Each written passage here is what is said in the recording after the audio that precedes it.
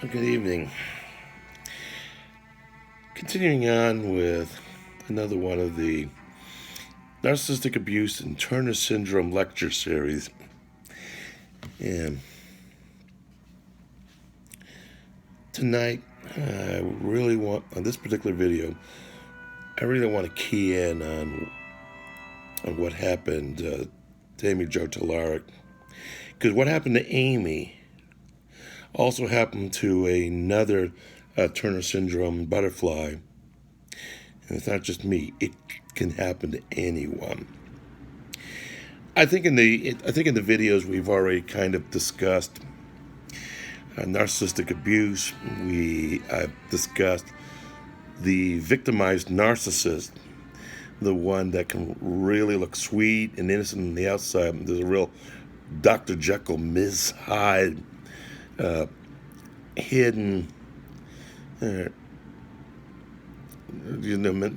a real secret, dark side, and they can really play the victim role up. And then other butterflies that come to me and say, "Yeah, Mark, you hit it." Also, how to deal with it. Generally, I've actually spoken to a lot of experts in the area of narcissistic abuse recovery.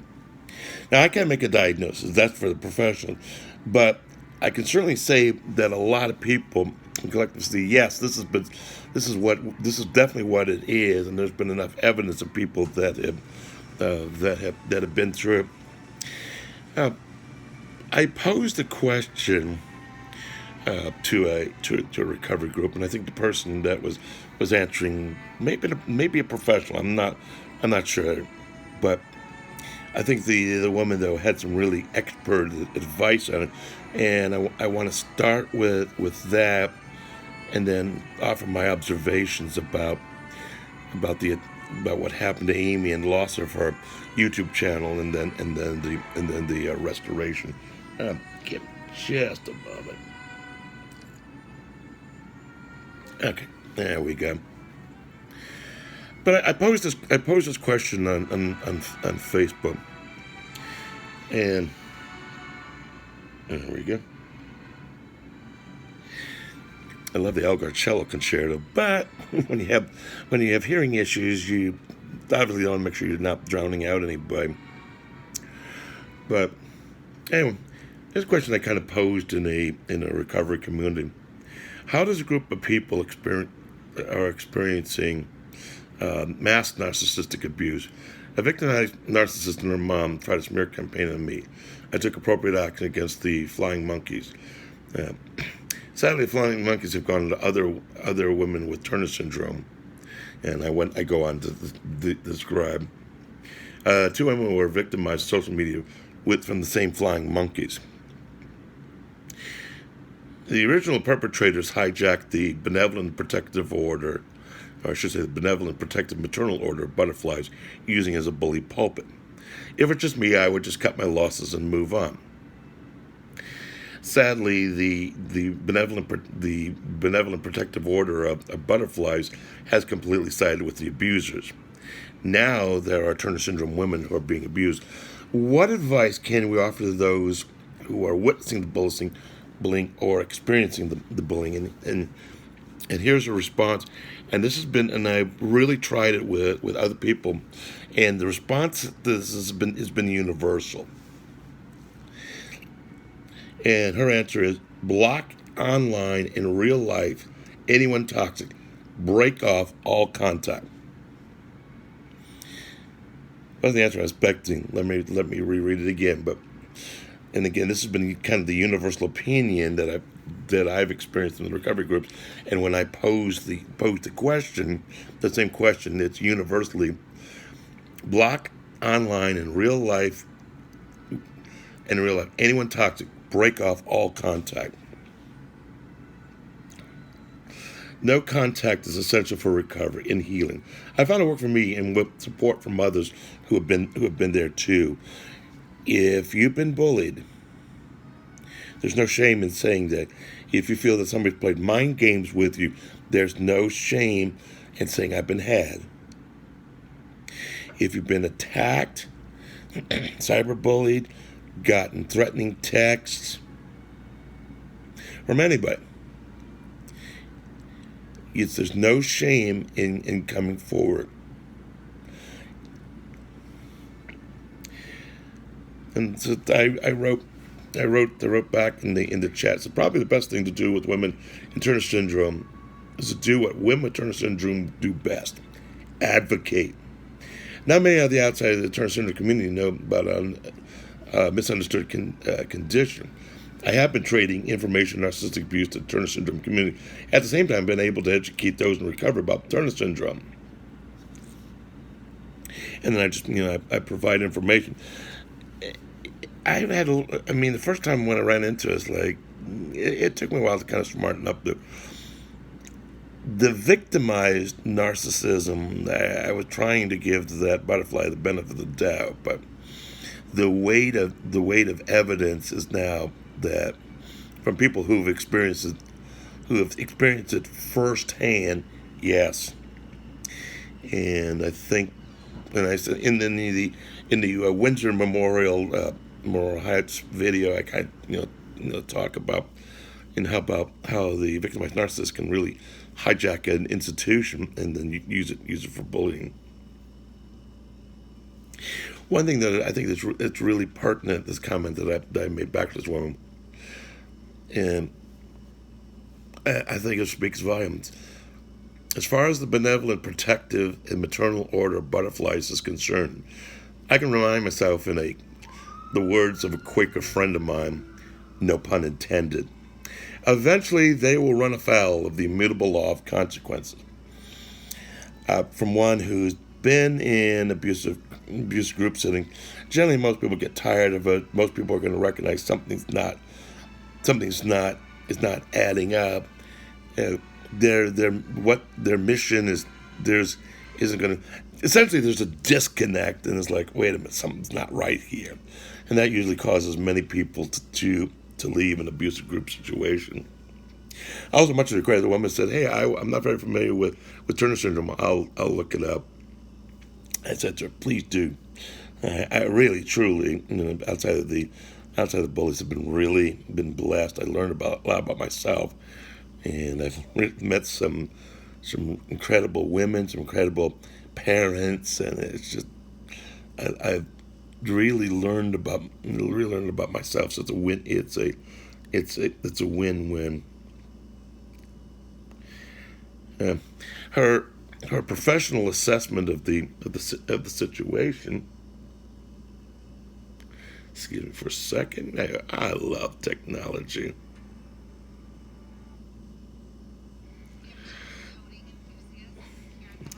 Okay, well, we're not going to edit it. We'll just kind of make do with it.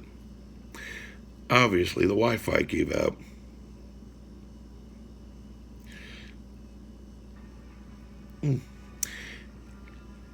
Oh well. Anyway, we digress. So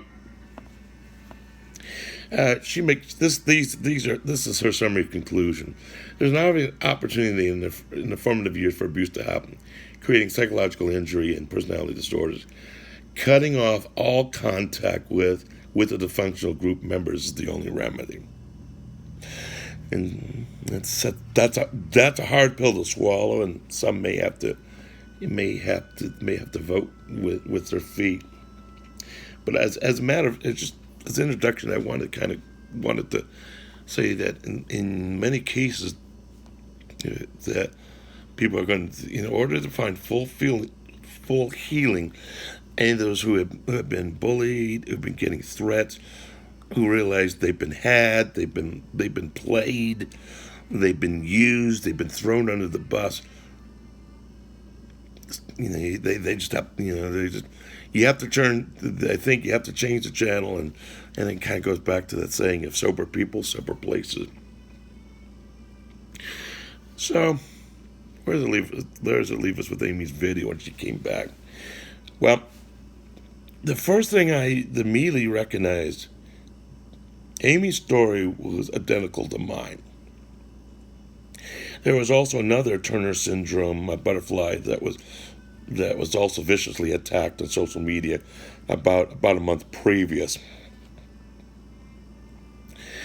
And in all the cases, and then myself, I was similarly attacked by the same group of bullies.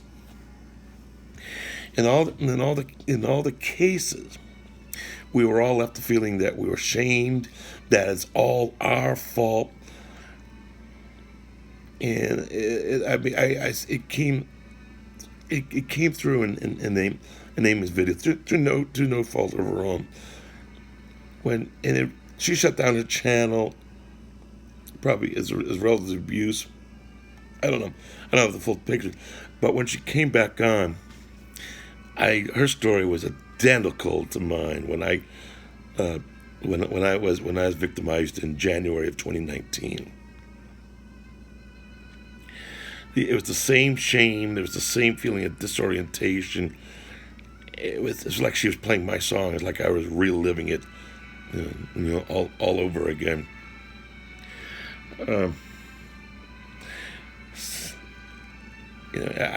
I was really heartbroken and very sad to see Amy lose all her videos. I don't think the complaints that she got were from TS moms. The dynamic smelled just too much of the bullying and the games that I had received. Her story and my story are identical, and the story of the other TS Butterfly that got attacked, and she got on a YouTube channel and said, I feel so ashamed. Again, she took down the video, so I'm going by memory. But one thing she said, ashamed, it was all her fault, and that's part of the narcissistic games. They want to disarm you. They want you to feel shame. They want you to feel worthless. Because it's not Mark Seward anymore, now it's butterflies. That's a little concerning.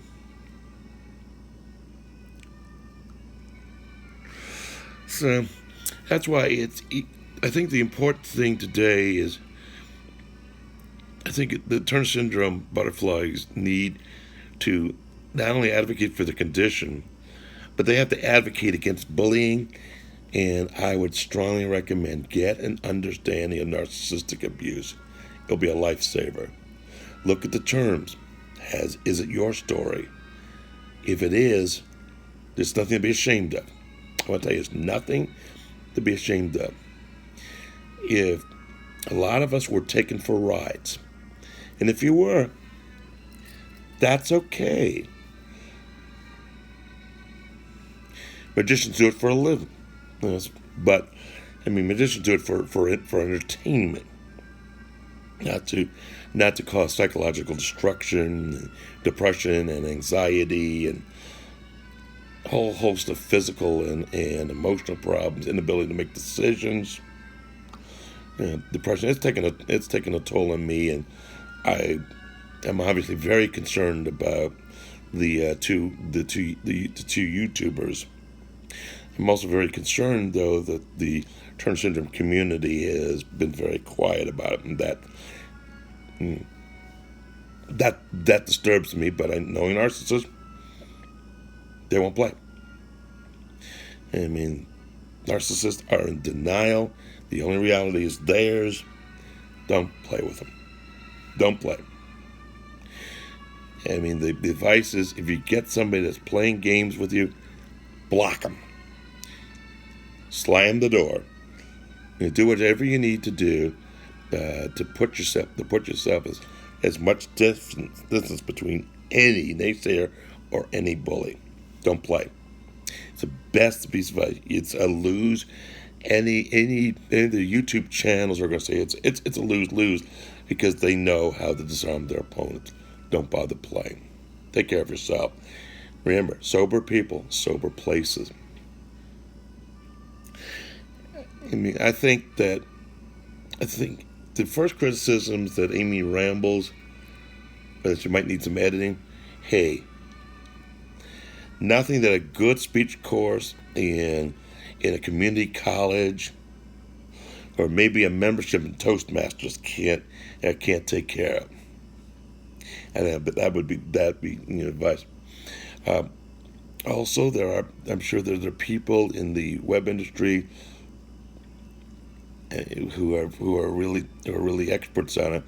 I'm sorry that our relationship with City Church ended, because I know that we had some tons of great relationship that could really polished Amy's videos and really made him something special. Again, I'll support Amy, and and and, and I think that I wish I were closer, because those are professional resources. But that's, again, that's her choice. But I also knew that Amy was being played, and that's why some people might ask, "Hey, Mark, Amy said some really nasty things about you." In retrospect, I knew that she was being played by the narcissist, and it's not a fun place to admit. Like the Emperor's New Clothes, they're nothing but the latest of Fruit of the Loom. That's a hard place to be. And again, what she does so well that I went ahead and overlooked it. Again,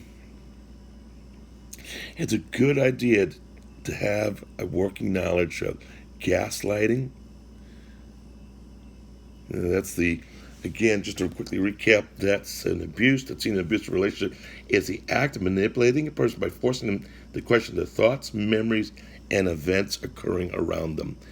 A victim of gaslighting can be pushed so far that they question their own insanity.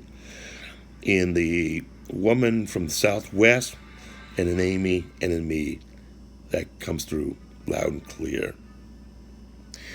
Also, everybody was fully well aware of flying monkeys.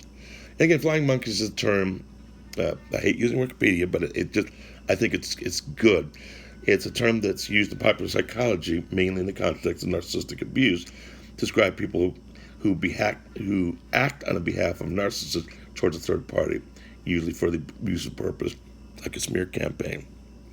And there was a lot of it. So what do we do? I don't have any easy answers for it. Those who are expert say that anybody who's involved in is going to have to detach from it and find healthy communities. And that's a hard pill to swallow. I mean, I'd like to see some awareness, but it wasn't just it. Let me go down the list of people who've also been attacked. It's not just me. The narcissists would like to pin it on me. That's part of their MO. Now let's go down the list. First there was me. Then there was a woman from Europe who was a TS mom, and she contacted the Order of Butterflies, and there was no response. We had a situation where in September of 2019, where a confidential recovery group was attacked by one of the bullies. Sadly enough, the Benevolent Protective Order said it's not in the purview, and went ahead and went on a lengthy diatribe about my psychosis. Obviously, they didn't deal with the issue. I remember the response clearly back then. There was a lot of us were in a cold sweat. You mean you're not going to help us? And there was a lot of anger and a lot of rage. Then we know about the story of City Church, and how earlier this year that once again the bullies destroyed a ministry to turn syndrome butterflies. Oh yeah, and then there was a case of the same bullies attacking a woman trying to adopt a TS baby from Europe.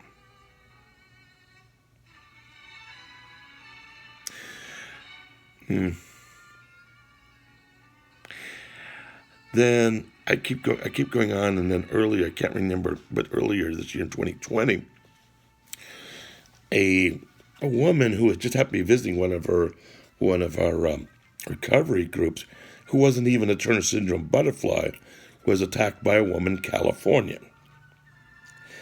and she was feeling anger and defensive, and the same reaction. We're like, it was all her fault. What did I do wrong? I don't even know this woman. What's she doing this to me?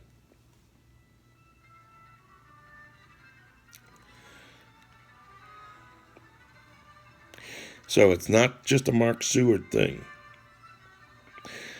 I mean, and then with the past month, two other women were attacked.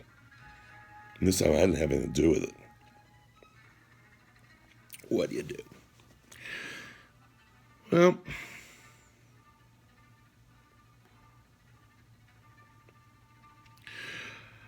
I think that as I'm looking just at my notes, again, narcissists don't care. They don't care about the damage. They don't care that a church was looking at a lawsuit until somebody really came to the pastor's defense and gave me some stellar character references, and then I realized that we had been had. Another church that we were all members of was nearly had. Now, in both cases, I mean, they're going to play the victim role, but their criminal activities, their activities that are unbecoming to somebody in Christian employment, were reported to their respective congregations. And in Christian parlance, we would say that if somebody is unrepentant, that they won't come in for reconciliation, that any healthy evangelical church would take appropriate action to remove them from fellowship. So, but they can't see that. They can't see the number of people that are having psychological damage. The narcissist can't see it because they're hooked. They get jollies on it. I think the other thing that butterflies have to is recognize the signs of trauma, depression, fatigue, inability, and some excessive sleep. Is one staying up all night, ruminating over what happened? Are there intrusive thoughts, inability to make decisions? Those are danger signs. If you've been had, there's no shame. There's no shame in coming clean and saying, "Yeah, I've been had." You don't have to come to me if you don't feel comfortable coming. That's okay. I don't care. If you need to talk to other butterflies who've been there and get support there from other butterflies who've experienced it, go there. I mean, that's what helps you to get better. Go for it. There are tons of Facebook recovery communities that are just really, and YouTube videos that have been really helpful. I haven't really kept notes, but I've had some recovery coaches that said, "Hey, if anybody's having any struggles, we're here to help." And it's also can be kind of a nice win-win because I'm able to advocate against the bullying and advocate against narcissistic abuse and the dynamic.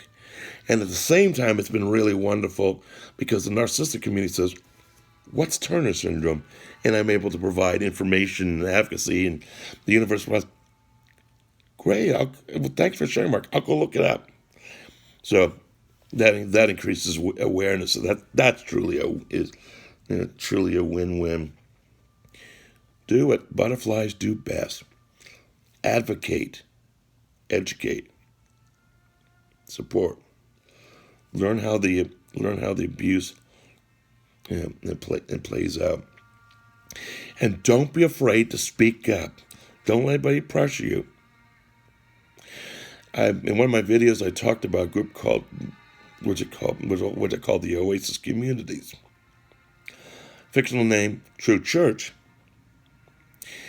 But all it took to destroy a chapter on a Midwestern State University campus, it only took a $2 roll of quarters and a trip to the college library. And every place they had the poster up, we had newspaper, like we put right over the poster a photocopy from an article of a woman. It said Sue's story, how she joined the Oasis and how she was deprogrammed. And we couldn't get into the dorms, but in every classroom building, we put just everywhere there was a poster for the Oasis. We just taped right over the poster the story. And I didn't want to confront them, so my roommate at the time said, "I'll go."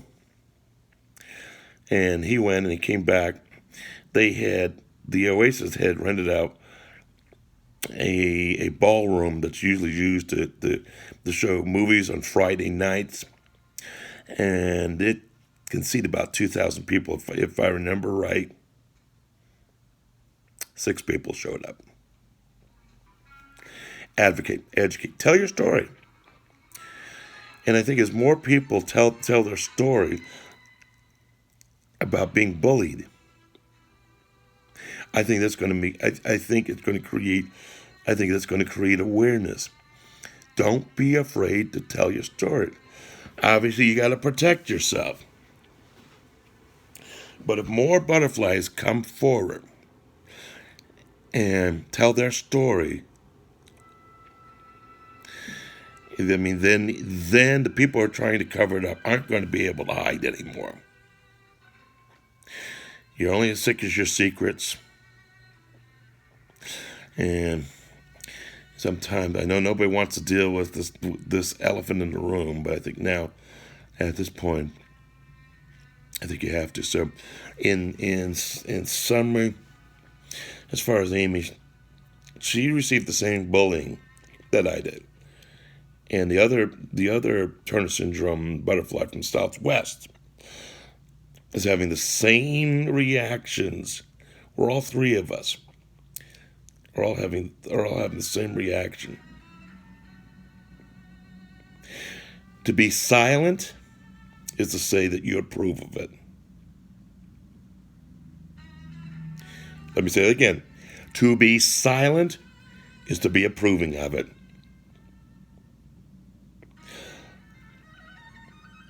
Maybe, and so don't be afraid to speak up. If you're a minor, talk to your mom and dad. If you feel comfortable, talk to your guidance counselor. If you're in a religious organization, talk to your pastor, priest, rabbi. Find somebody. Find somebody who will trust you and who will understand your story. Get into recovery communities. You're not alone. You don't have to be alone. And finally, the last thing that I'll share is that everybody says that once a narcissist, always a narcissist. Well, through an intervention, I realized what I was doing. And if there are people out there that have either been played and have been taken for a ride and they feel like they've been hoodwinked or flim-flammed or thrown under the bus, it's okay to come clean. Find people that you can talk to who can relate to you. And I think if a lot of butterflies start telling the story, I think that's going to create more awareness and the need that this has to be dealt with. You know, I wish Amy the best. I wish her the best of recovery, and the other woman that they can bounce back. But also, I just pray, Lord, if they need any extra help, that that they'll be provided abundantly if they're having any trouble with with any problems adjusting to what happened. So I don't know the next thing, but in the meantime, the reality is it's out there. The reality is that according to the experts, sober people, sober places, and the only reality may be to disengage with anybody who's been toxic, who's bullying, who's playing mind games, who's doing the social media attacks. Block them and walk away.